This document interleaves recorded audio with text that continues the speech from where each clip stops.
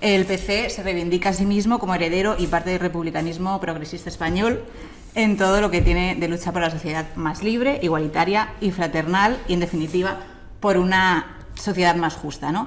Y también en el punto 5 de su artículo primero se define como partido revolucionario, internacionalista, solidario, feminista, ecologista, antifascista, federalista, laico y también republicano. Entonces, pues nos va a hablar Rodrigo, que muchas gracias también por todos los textos que ha preparado, que no sé si los habéis leído, pero luego podremos también comentarlos después de la charla. Pues nos va a hablar de la importancia del republicanismo, de cómo el marxismo está inserto también en la tradición republicana y de cómo se relaciona el proyecto republicano con el proyecto comunista, ¿no? Así que pues nada, te doy la palabra y voilà.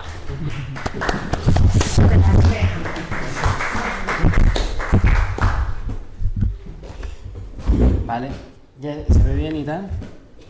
Vale. Bueno, pues muchas gracias a todos y todas por venir. Gracias al núcleo por este esfuerzo de venir aquí un domingo a formarnos sobre este tema. Os cuento un poco cuál es la idea, el formato de la escuela y luego ya nos metemos en materia. Lo primero es eso, que editamos este libro con la inestimable ayuda del Parlamento Europeo, pese a su desconocimiento. Que la idea es, bueno, pues eso, que todos podamos participar de la escuela y que la escuela no sea simplemente escuchar una charla de alguien, ¿no? Sino que sirva, ¿no? Que os la podáis preparar antes de la propia escuela si habéis podido y querido, pero también que después de la escuela pues ese texto lo tengáis en vuestra casa y siempre que os apetezca repasarlo o que haya cualquier cuestión, pues lo tenéis ahí. ¿Me podéis pasar un vaso de agua aquí, por favor? Lo que hemos hecho con el libro es seleccionar textos que nos parecía mejor que en la anterior escuela, que lo que hicimos fue recomendar un montón de textos y muchos de ellos eran libros y tal, y obviamente no se puede recomendar 4 libros y pretender que alguien se lea siquiera uno, ¿no? Porque al final pues cualquier libro de estos temas además suelen ser 200 páginas o así, o sea que la idea ha sido coger capítulos de libros que representen la cuestión y como veis pues eso, hemos elegido un texto de Gramsci, un texto de Dumene, Mary Wollstonecraft y Carlos Fernández Liria, todos hablando un poco sobre el tema del republicanismo, sobre el tema de las revoluciones burguesas. Entonces, esta es un poco la idea. En cualquier caso, yo le quitaría un poco de importancia al tema también lectura, entendiendo que leer un libro no te capacita más o menos para el debate, y a mí sí me gustaría que hoy debatiésemos aquí. Al fin y al cabo, lo que hacemos cuando leemos un libro es enfrentar nuestro entendimiento a las ideas que alguien ha dejado plasmada en un libro. Y igual que se puede hacer con la palabra escrita, se puede hacer perfectamente con la palabra hablada. Y ojalá, a mí me gustaría que hoy, más allá de lo que yo os pueda contar, que hablemos, ¿no? Y que todo el mundo se atreva a decir lo que piensa, y que también no hace falta que todo lo que digamos esté antes dicho por otra persona en un libro, etcétera, sino que nuestra intuición y también nuestra intuición militante vale de mucho, pero está bien hablarla, ¿no? y formarnos en ese sentido. Deciros que no me he podido preparar esta escuela como a mí me hubiera gustado, porque hemos tenido un mes de locos con el tema de sumar, pero creo que también eso puede ser también una preparación de alguna manera, porque creo que tiene que ver el tema de sumar con lo que vamos a tratar hoy aquí.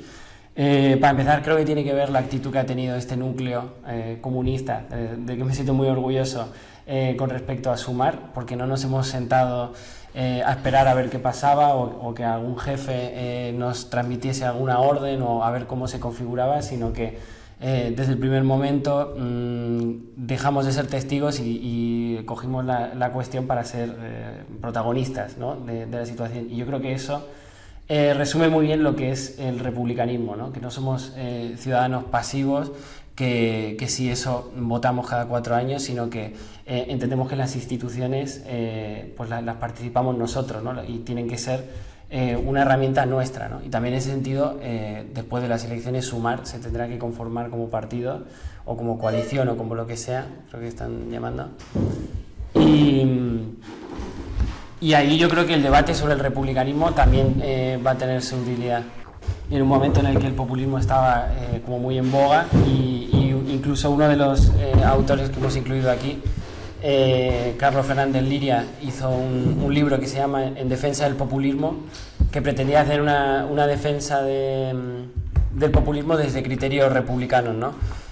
Yo creo que este debate lo vamos a volver a tener ahora que surge Sumar, en el sentido de decir, bueno, cómo se organiza de forma republicana la izquierda, ¿no? O sea, cómo garantizamos que todos participamos en igualdad de condiciones dentro de un proyecto de izquierda. Por lo tanto, yo creo que el tema del republicanismo nos viene muy al pelo también de nuestro contexto político concreto como núcleo, ¿no? Y en ese sentido, creo que es muy importante esa cuestión marxista que siempre remarcamos de la unidad entre la teoría y la práctica, ¿no?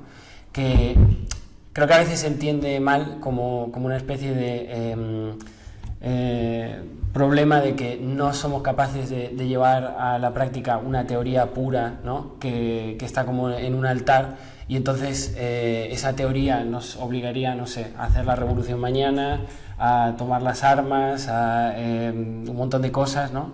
Participar de unas luchas supuestamente más importantes de las que estamos ahora, ¿no? Con la educación pública, la sanidad pública, ¿no? Pero que, dada que la realidad es la que hay, pues ¿qué le vamos a hacer? Y vamos a participar de eso, ¿no? Y como de esa forma escindimos completamente la teoría de la práctica y pensamos la teoría es eso que hablamos a veces cuando leemos o cuando discutimos, y la práctica es una cosa que es simplemente adaptarse a una realidad, ¿no?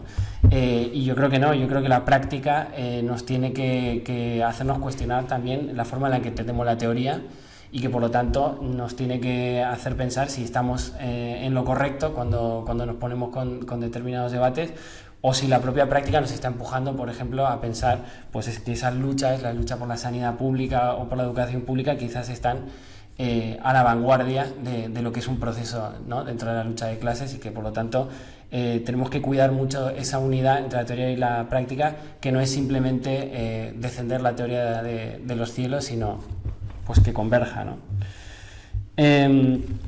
Os digo rápidamente cuáles son los objetivos de la escuela.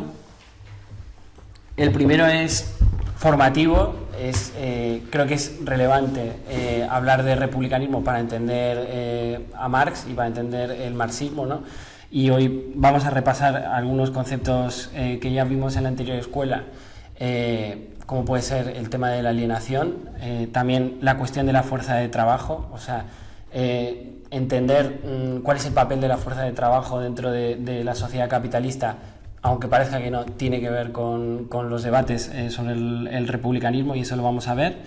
Luego me gustaría deconstruir algunos prejuicios que podemos tener heredados a veces de pues, visiones del marxismo a veces demasiado simples, ¿no? En la anterior estuvimos hablando sobre materialismo e idealismo, y conveníamos en que no tenía tanto que ver con materia e ideas, sino que tenía que ver con otras cosas más complejas que ya tratamos allí. Y hoy me gustaría que hablásemos pues, de una visión que entiende que el marxismo pues, no tiene mucho que decir sobre el republicanismo, o que en el fondo eso es una lucha pequeño burguesa o democrático burguesa, que a nosotros no nos afecta demasiado, más que una etapa previa a cuando empieza nuestra verdadera lucha, que es la lucha por el socialismo, ¿no? Y que no está relacionado ese horizonte republicano con el horizonte socialista, ¿no? Eso yo me gustaría que lo trabajásemos.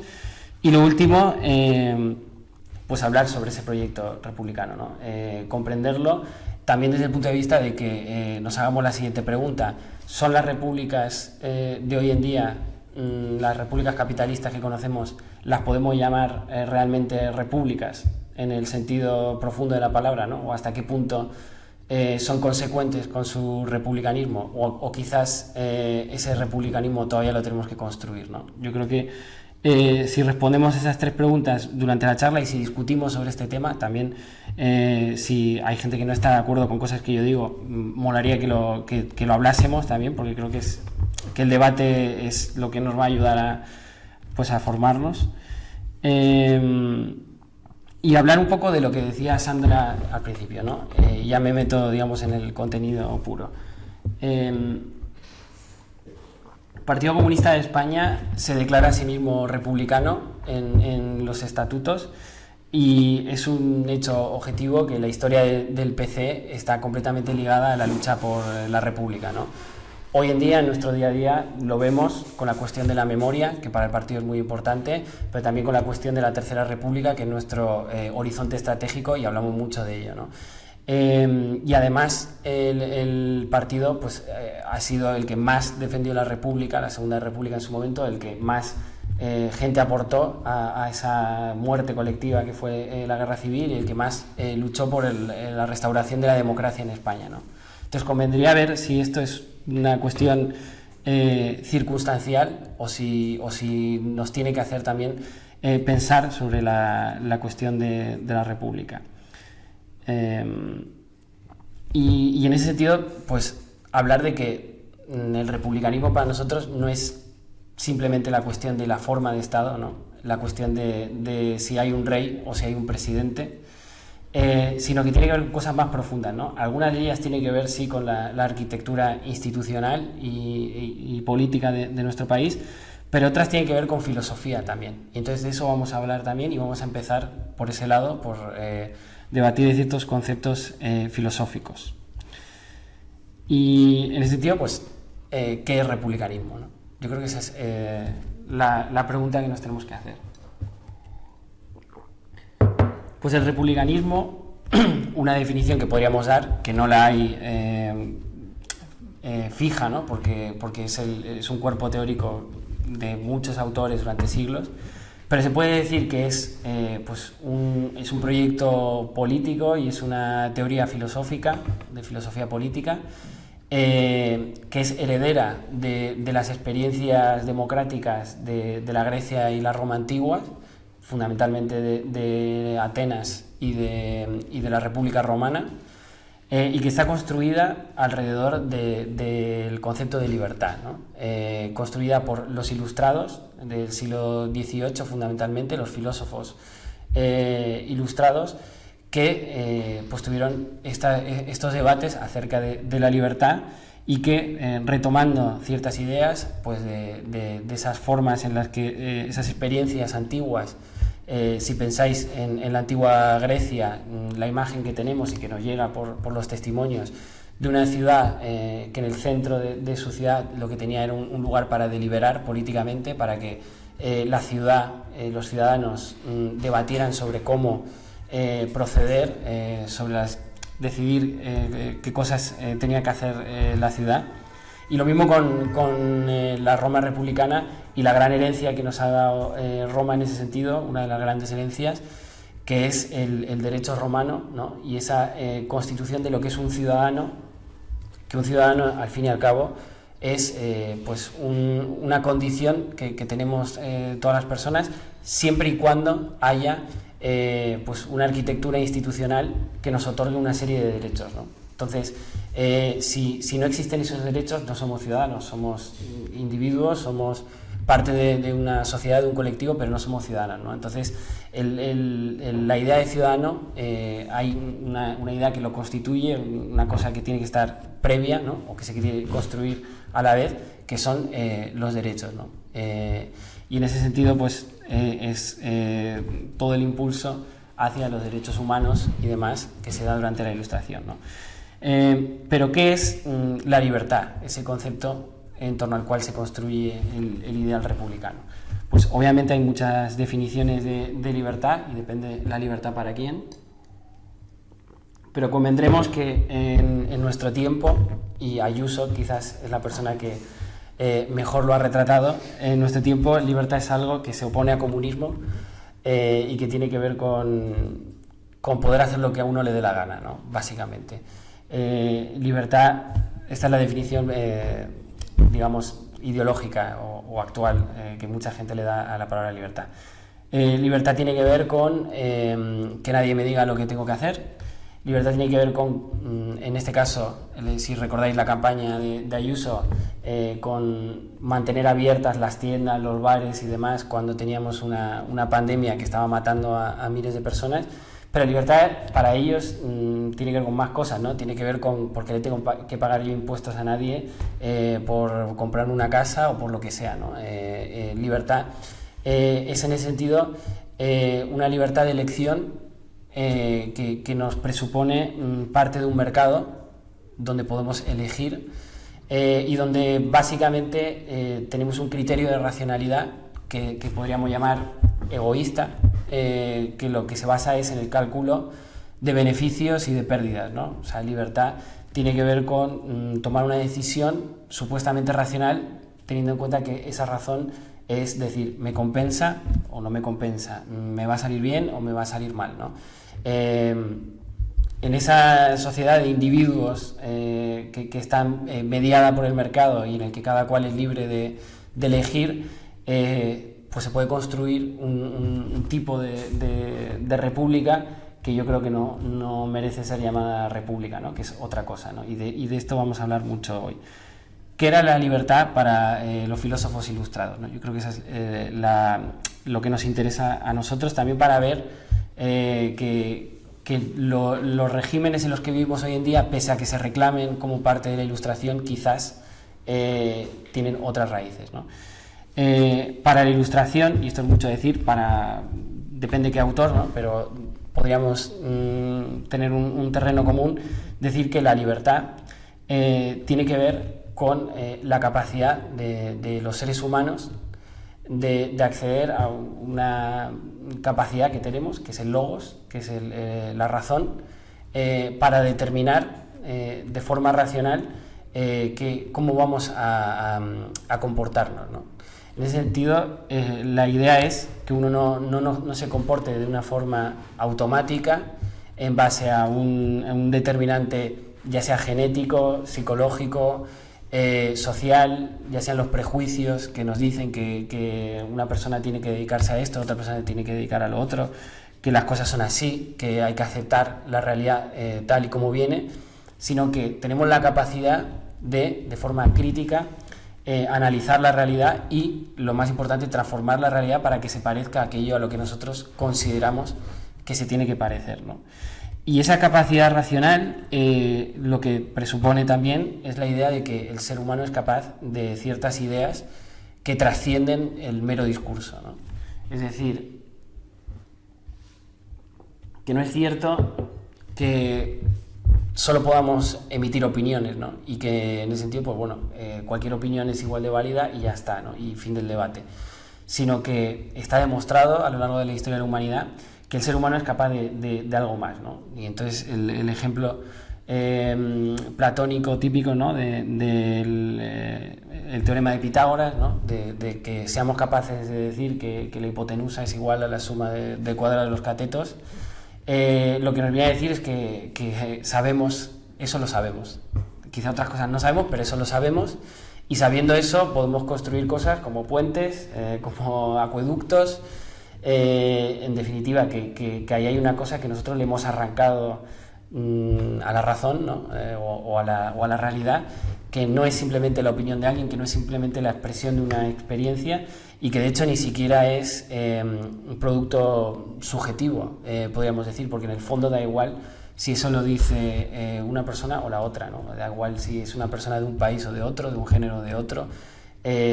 Cuando uno dice esa fórmula que yo acabo de decir, está diciendo lo mismo que podría decir cualquier otro, ¿no? Y ese ponerse en el lugar de cualquier otro, ese vaciamiento del sujeto en una cosa más importante que el propio sujeto, en esa virtud que es una verdad científica, ¿no? Ahí es donde está la razón, ¿no? Y hay filósofos que, entusiasmados con esta idea, pensaron que la sociedad en su conjunto se podía guiar por un discurso de este tipo, ¿no? Por un discurso que trascienda el mero discurso, ¿no? Entonces, por eso digo que el concepto de libertad no tiene nada que ver con el concepto de libertad con el que se nos bombardea en los medios en la actualidad, ¿no? Pues sí, ese es el concepto de libertad. Y una pregunta que yo creo que es pertinente en torno a este concepto es preguntarnos si Marx, ya que somos marxistas, compartiría ese concepto de libertad, o por ampliar un poco la pregunta, si podemos decir que Marx era también un filósofo de la Ilustración, o si era una persona ilustrada en ese sentido, ¿no? Esta es la pregunta que se formula Hannah Arendt en un libro que se llama Marx y la tradición del pensamiento político occidental, y ella, que no es marxista, que es más bien una liberal conservadora, plantea que no se puede decir que Marx no se ha ilustrado, sino más bien al revés, que Marx es un miembro de la Ilustración, un miembro quizás radical, un miembro que trastoca elementos nucleares de lo que es la Ilustración, pero que no por ello abandona en ningún momento el proyecto fundamental de la Ilustración, que es dos preguntas, ¿no? Una es la pregunta antropológica, que es lo que define en términos teóricos la filosofía moderna o contemporánea, ¿no? Que es preguntarse por el ser humano. Todo nuestras constituciones, todo lo que hoy en día cuando hablamos de ecologismo y pensamos no nos podemos cargar el planeta, bueno ya, pero ¿por qué nos importa no cargarnos el planeta? ¿Es por el planeta o es porque nos estamos preguntando constantemente por el ser humano, ¿no? O sea, que es muy difícil salir de ese concepto que lo abarca todo, el ser humano, porque nuestra subjetividad para nosotros es el todo, porque más allá de nuestra subjetividad, pensar un mundo sin nuestra subjetividad pues es impensable, ¿no? Pero que antes de la Ilustración no era el centro del pensamiento, ¿no? Sino que había otros centros, por ejemplo, Dios, ¿no? Y Dios no es solo una figura sobrehumana o lo que sea, sino que Dios es pues, la preocupación de los medievales de la consistencia de la realidad, si las cosas existen, o sea que no es una chorrada Dios, y no es una chorrada cambiar la pregunta, ¿no? De Dios al ser humano, ¿no? Y sin duda Marx es un continuador de esa idea, y Marx es un continuador de la idea de libertad, ¿no? Y aquí quiero dividir, digamos, la cuestión de la libertad de Marx en dos elementos. El primero es uno que estuvimos hablando bastante en la anterior escuela, que es la cuestión de la alienación, ¿no? ¿Qué es lo que nos dice Marx sobre la alienación? Pues Marx, en su obra de Juventud, nos plantea que no podemos pensar que el ser humano está alienado simplemente por una cuestión ideológica, ¿no? Por ejemplo, en la cuestión de la religión, no podemos pensar que el ser humano lo que ha hecho es lo que Feuerbach dice, ¿no? Feuerbach critica al idealismo y dice que lo que ha hecho el ser humano es poner en Dios aquello que debería estar en el ser humano, ¿no? Entonces, esa es la alienación, es una alienación fundamentalmente psicológica. Y Marx dice, no, el problema es que estamos en una situación social en la cual el ser humano solo es capaz de poner lo humano en Dios. ¿Qué está pasando en la sociedad para que el ser humano necesite a Dios como una pantalla, ¿no? Y la respuesta que da Marx es la alienación, y es una alienación de un principio económico, ¿no? Dice Marx, el obrero va a la fábrica, no decide a qué hora entra o a qué hora sale, no decide cómo es el proceso de producción, no es poseedor, propietario de los medios de producción, no es propietario de lo que produce durante su jornada laboral, tampoco participa de los beneficios de su empresa, sino que es pagado como una mera mercancía, ¿no? Y el ser humano, cuando está en la fábrica, no se siente un ser humano, y su principio activo, que como vimos en la anterior escuela, es el trabajo, ¿no? Y en eso estaba la gran diferencia entre materialismo e idealismo, no entre materia e idea, sino entre cuál es el centro de lo antropológico, la razón o el trabajo. Las dos son importantes, pero ¿cuál es el centro? La gravedad.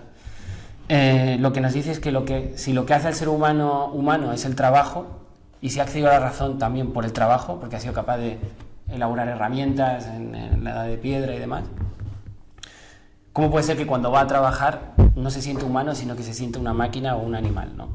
Y que solo se siente humano cuando sale del trabajo y va a su casa y, dice Marx de una forma muy poética, queda reducido a sus funciones animales, dormir, comer o tener relaciones, ¿no? Como que el ser humano ha perdido eso que estábamos hablando antes, ¿no? La libertad, una libertad de pensar y desarrollar su capacidad intelectual, ¿no? Su capacidad que el obrero no puede realizarse nunca, ¿no? El obrero no puede ser feliz, ¿no? Y que una sociedad libre, una sociedad no alienada, sería una sociedad que esté organizada de tal manera que todos seamos capaces de ser lo más felices posible, y esa felicidad vinculada a una realización personal, ¿no? O sea, que hagamos lo que nos dé la gana, pero no es el que hagamos lo que nos dé la gana de irnos a tomar cañas cuando hay una pandemia mundial, sino que hagamos lo que nos dé la gana en el sentido de, oye, quiero escribir un poema, ¿no? O quiero hacer una película, o quiero o lo que me apetezca, o ser carpintero y hacer mesas, o sea, un privilegio que tienen los ricos en realidad, que ellos sí tienen esa capacidad de hacer lo que quieren con su tiempo, ¿no? Muchos eligen estar todo el día en la empresa, estar todo el día generando dinero, pero hay ricos que no, hay ricos que viven ociosos, ¿no? Y tienen inversiones y luego con el resto de tiempo hacen lo que les da la gana, incluso ayudar al mundo. Puede ser que ayuden al mundo, ¿no? Pero ese privilegio de ayudar al mundo no debería ser un privilegio, debería ser un derecho. ¿Y qué pasa si el resto queremos dedicar nuestro tiempo a ayudar a los demás, ¿no? No podemos porque estamos ocupados en la necesidad, ¿no? Y también, por darle una vuelta más a esto de la alienación, yo creo que hay aquí una cuestión, ¿no? Si la alienación tiene que ver con recuperar nuestra humanidad, ¿no? La dignidad del ser humano, hay un elemento, me voy a poner un ejemplo, ¿no? Por no poner el ejemplo de ahora con nuestra asamblea de Sumar y demás. El 15M, ¿no? Obsesión, sí. El 15M, ¿no?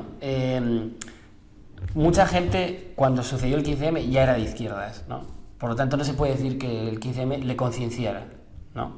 Sin embargo, cuando el 15M surge, mucha gente tiene la sensación, pese a haber sido ya de izquierdas, de que ha adquirido una especie de conciencia de la realidad que no tenía antes, ¿no?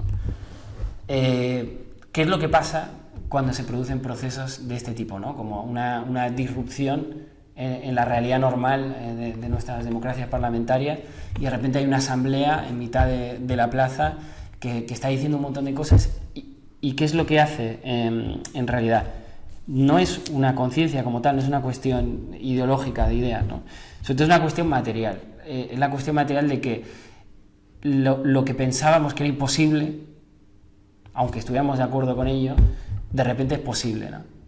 Y es posible porque de repente quien es protagonista de la historia ya no es unas élites a las que miramos por la tele y que a lo mejor votamos o a lo mejor decidimos abstenernos o lo que sea, sino que nosotros estamos siendo, de una forma muy directa, protagonistas de la historia, ¿no? Y en ese sentido, toda gran revolución, grande o pequeña, 15M, mayo 68, la revolución rusa o la que sea, es de alguna forma el surgimiento del pueblo como un sujeto popular, ¿no? Y en esa, hacerse sujeto del pueblo, lo que vemos precisamente es que lo que no hay son mediaciones, ¿no? O sea, tú cuando estás en el 15M no recibes una información de un medio de comunicación, no delegas en un representante, sino que participas de una forma directa, ¿no? Y esta forma directa, un poco libertaria, un poco anarquista que podemos ver en el 15M es, por ejemplo, lo que eran los soviets en Rusia, ¿no? Porque ¿qué soviet significa? Asamblea, ¿no? O lo que eran los consejos obreros que defendía Rosa Luxemburgo en Alemania.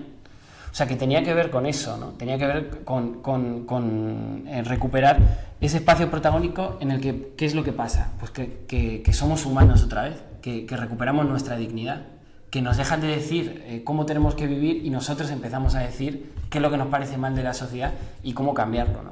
Entonces, una pregunta básica, tanto del republicanismo como del marxismo, es ¿qué engranaje institucional puede hacer que ese sujeto popular sea más o menos permanente, porque obviamente el 15M no va a durar para siempre, ¿no? La gente tiene otras cosas que hacer en su vida, pero podría durar un poco más, o podría haber cosas un poco más intermedias, ¿no?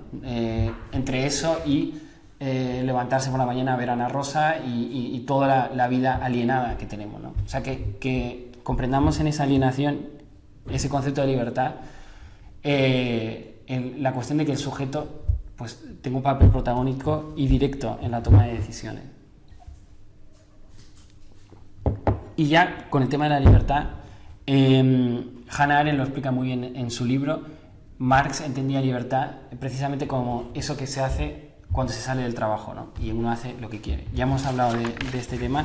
Yo solo quiero leer una cita, ¿vale?, que es del libro tercero, volumen tercero de Capital, y que lo cita en el libro que hemos editado, la página 71, Carlos Fernández Liria y Luis Alegre, para explicar cuál sería el concepto de Marx de libertad, ¿no?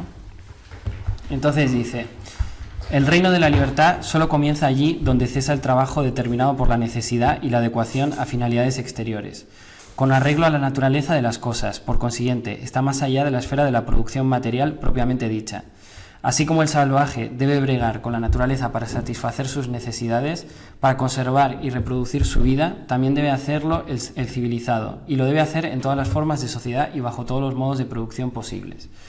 Con su desarrollo se amplía este reino de la necesidad natural, porque se amplían sus necesidades, pero al propio tiempo se amplían las fuerzas productivas que las satisfacen. La libertad en este terreno solo puede consistir en que el hombre socializado, los productores asociados, regulen racionalmente este metabolismo suyo con la naturaleza, poniéndolo bajo su control colectivo.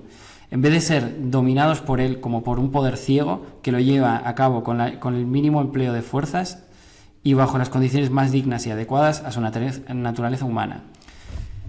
Pero este siempre sigue siendo un reino de la necesidad.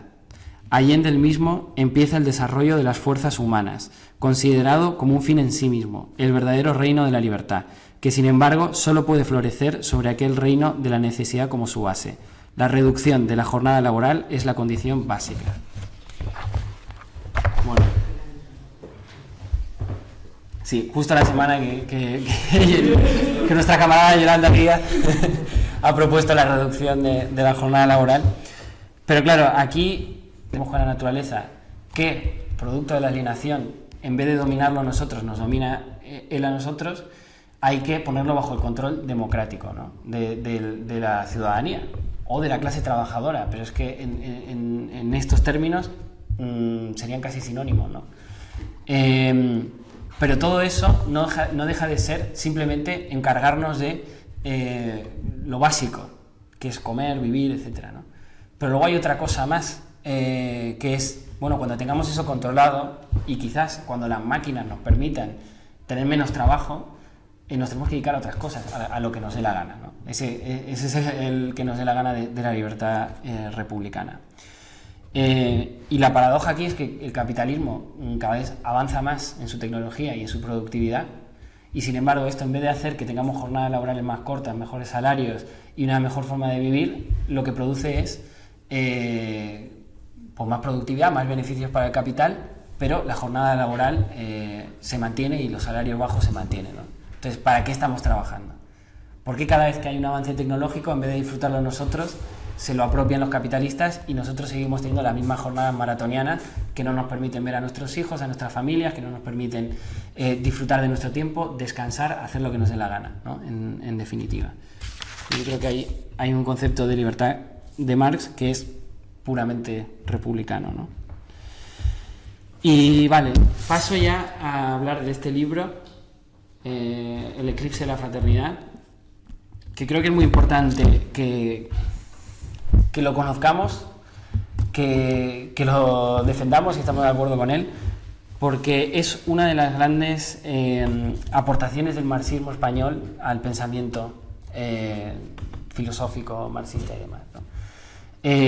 Porque es un libro precisamente que lo que nos plantea es una revisión republicana de la tradición socialista, ¿no?, de Antoni Domènech, autor catalán, fallecido hace algunos años. Precisamente nos hace hablar de esto, de cómo se cruzan el comunismo, el socialismo con el republicanismo.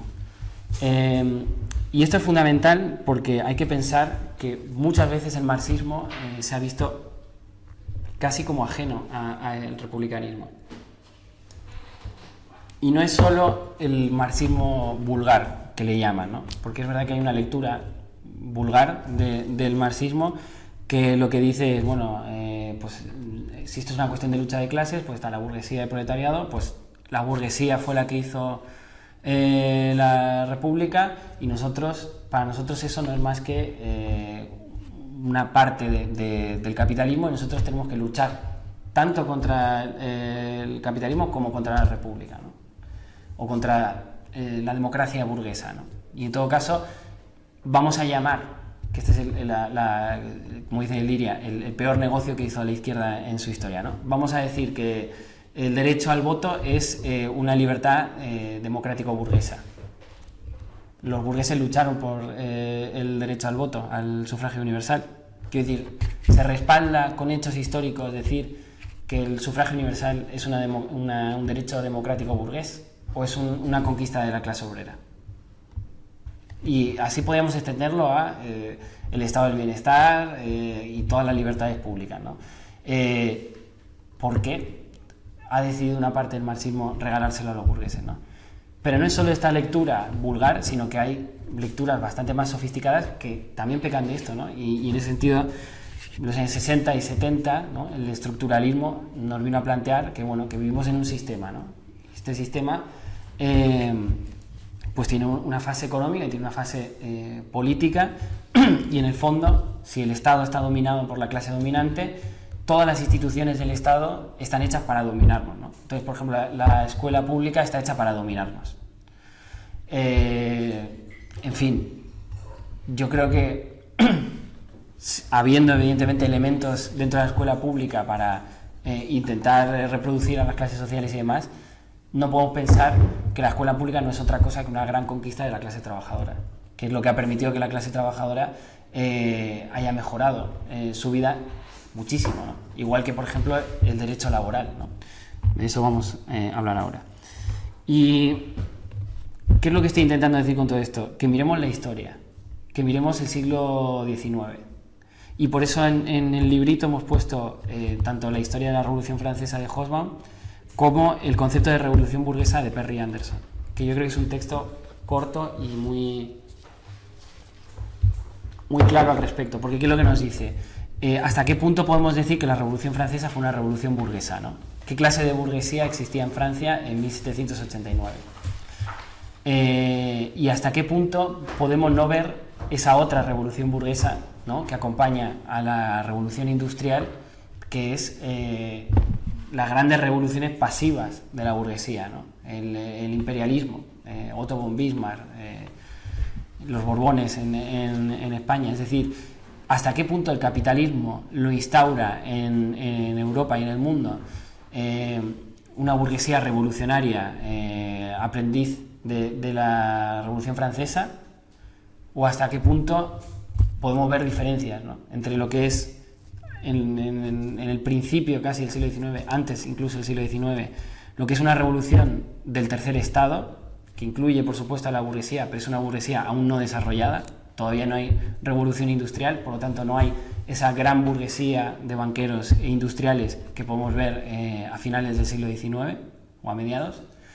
No hay una clase obrera como tal desarrollada, sino lo que hay es un pueblo que es todo aquel que no participa de la clase noble y del clero, ¿no? Que está compuesto por campesinos, trabajadores urbanos, burgueses, pero también burgués entendido como profesional, como abogado, como médico, como profesor, y una clase trabajadora que está todavía naciendo, y también las clases domésticas, ¿no?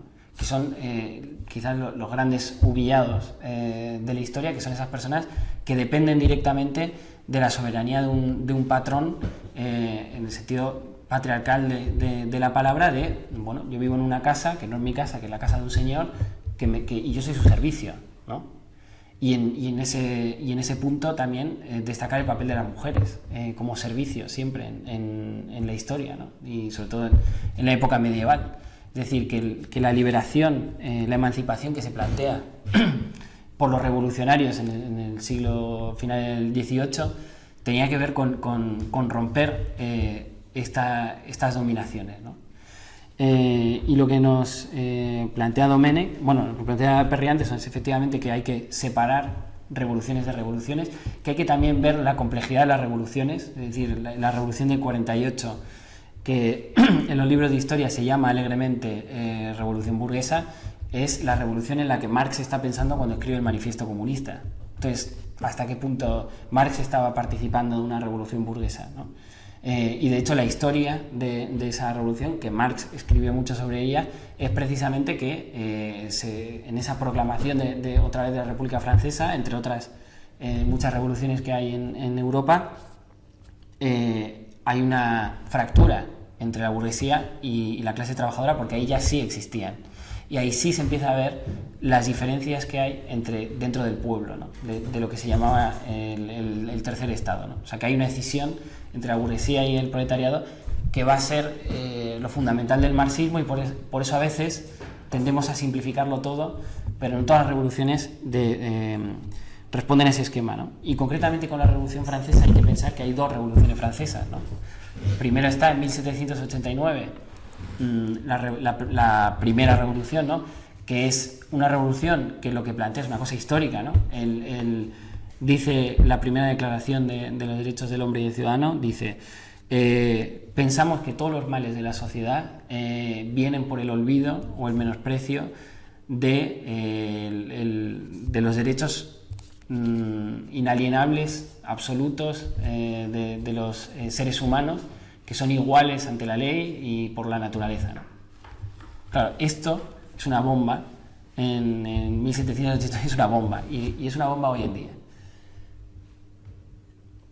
Y la cuestión es que lo que se deriva de ese primer principio, que es lo primero que dice la declaración, lo que se deriva es que no puede haber desigualdad, ¿no? O sea, que si uno es mínimamente consecuente con esa revolución, lo que no puede permitir de ninguna manera es que haya una clase de propietarios capitalistas que se apoderen de toda la riqueza social, y haya una clase de explotados que viven en la pobreza, ¿no? Y eso quizás no es una realidad tan evidente en ese momento, pero se empieza a ver, ¿no? Y de hecho la Revolución Francesa empieza con motines obreros, si se puede llamar obreros, por la carestía del pan, por cuestiones así, y declaraciones de ley marcial para controlar a esos obreros, y el gran debate entre el sufragio censitario y el sufragio universal, que es una cosa que por eso no podemos regalárselo al enemigo, porque lo que plantea esa gente que había dicho en el preámbulo todos somos iguales ante la ley, lo que plantea es que solo son ciudadanos activos y solo pueden participar en las elecciones, solo pueden ser elegibles aquellos que puedan pagar X dinero, ¿no? Y esto no es solo las elecciones políticas, ¿no? Sino que es también la magistratura, ¿no? Solo puede ser juez, solo puede ser funcionario quien tenga X dinero. Ante lo cual los jacobinos y Robespierre, fundamentalmente, y otros en realidad, van a decir, no, si somos todos iguales, somos todos iguales, ¿no? Entonces, el debate es muy revelador, porque lo que dicen los ricos para impedir que voten los pobres es, por un lado, que los pobres no son libres, cosa en la que podríamos estar de acuerdo con los ricos, que mientras que un pobre dependa de alguien para vivir, dependa de alguien para que le alquilen una casa. Y lo otro que plantean es que es un peligro que voten los pobres, porque claro, a lo mejor en su masa enfurecida lo que deciden es que los ricos entreguemos el dinero y redistribuirlo todo, y de alguna forma cuestionan ese principio que también han dejado en la declaración, que la propiedad no es sagrada, que a lo mejor hay que cuestionar la propiedad, ¿no? Y esto es tan así que en 1793 tenemos una segunda revolución francesa, que es la República Francesa, porque es que la primera ni siquiera es republicana, ¿no? La primera lo que hace es una constitución monárquica en la cual el rey sigue manteniendo el ejecutivo.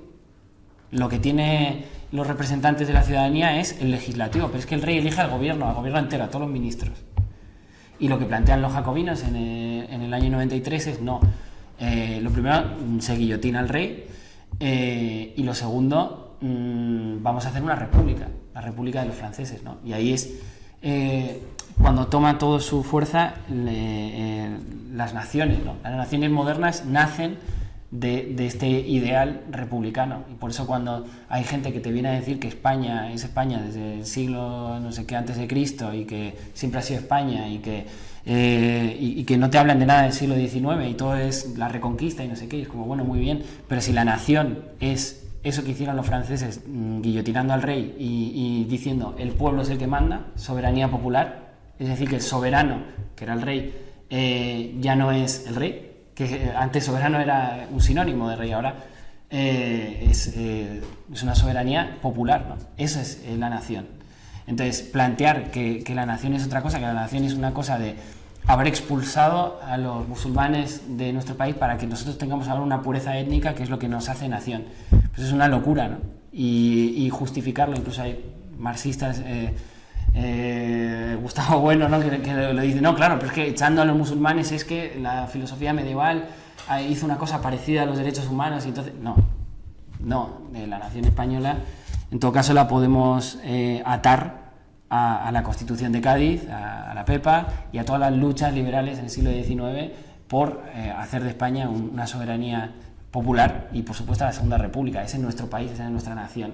Y los que dicen otras cosas, pues yo creo que lo que están defendiendo es un regreso a otros tiempos, ¿no? Ha sido el movimiento obrero, el sufragio universal, quien lo va a defender fundamentalmente es en ese momento los jacobinos, pero luego posteriormente serán los cartistas en Inglaterra, es decir, que está vinculado al movimiento obrero y que solo va a ser efectivo realmente después de la Primera y de la Segunda Guerra Mundial, ¿no?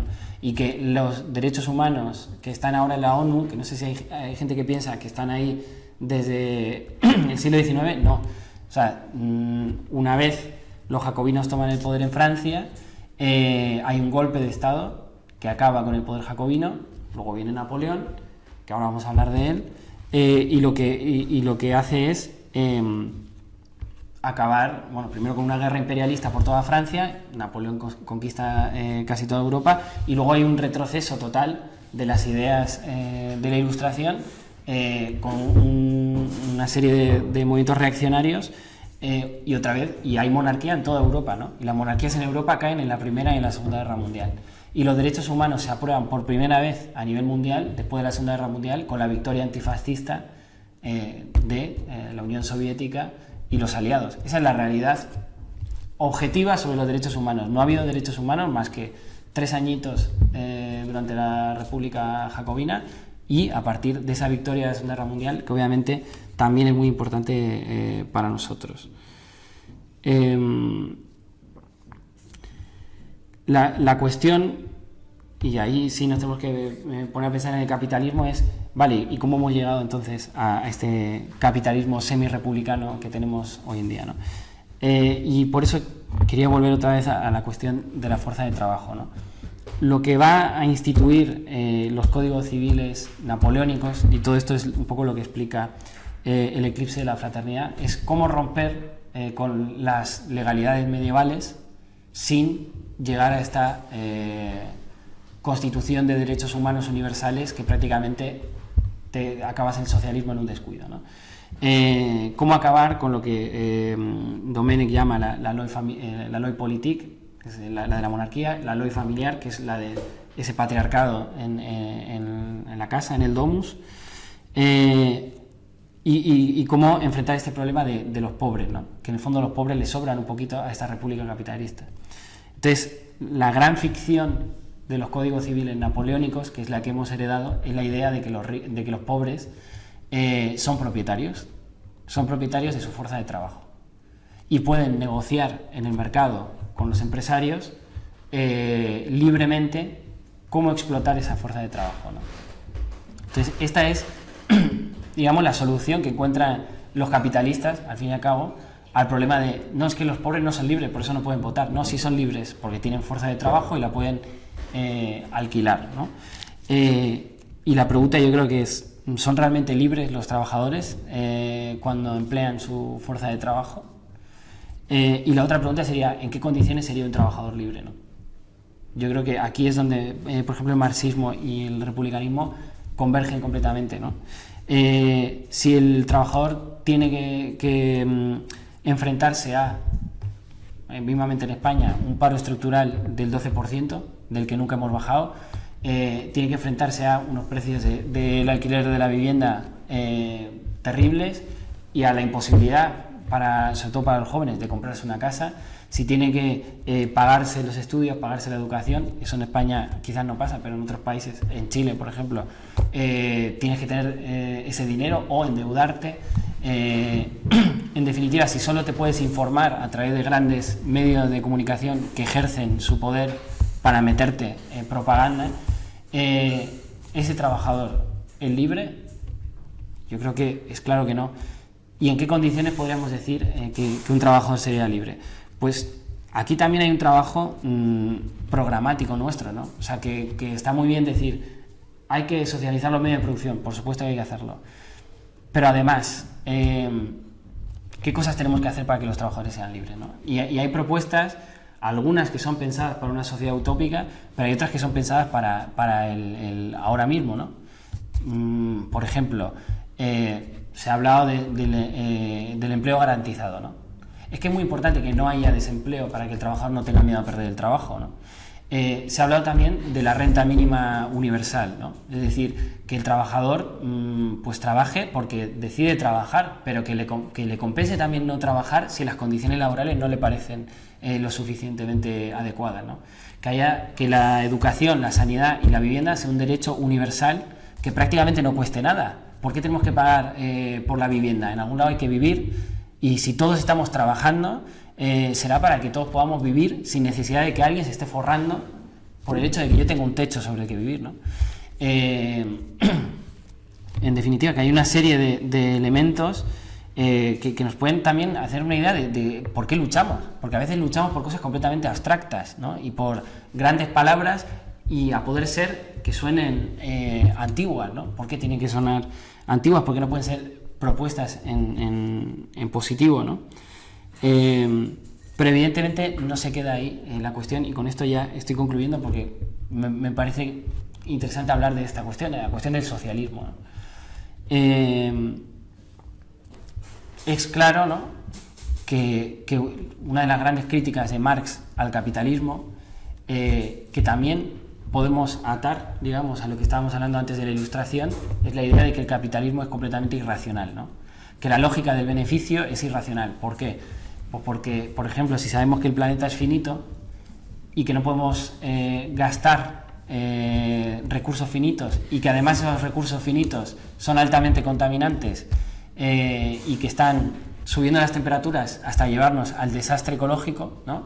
Quizás no es racional que haya empresas que gasten a lo loco esos recursos para producir cosas que no necesitamos, y que la gente se esté endeudando con los bancos para comprar esas mismas cosas, ¿no? O sea, que hay algo ahí que es irracional, ¿no?